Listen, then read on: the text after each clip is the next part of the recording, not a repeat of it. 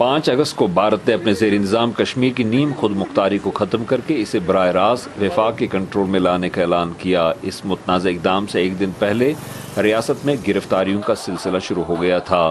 Public safety act اور دوسرے قوانین کے تحت نظر بند ہونے والوں میں 3 سابق وزرائے اعلیٰ سمیت مختلف سیاسی جماعتوں کے قائدین اور سرگرم کارکن بھی شامل ہیں۔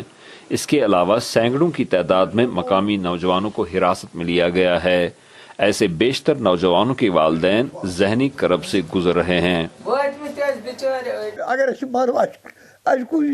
اگر ہم مر جائیں گے تو ہمیں کون کاندھا دے گا؟ یہاں بڑا ظلم ڈھایا جا رہا ہے۔ میں اس مصیبت سے آزاد ہونا چاہتا ہوں۔ صرف میرا بیٹا ہی بند نہیں، کئی دوسرے نوجوان بھی قید کیے گئے ہیں۔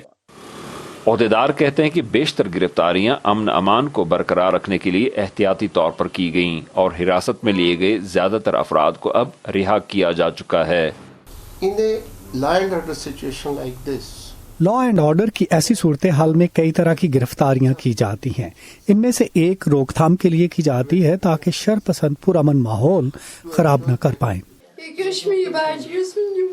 زیر حراست نوجوانوں کے رشتہ داروں کے صبر کا پیمانہ لبریز ہو رہا ہے۔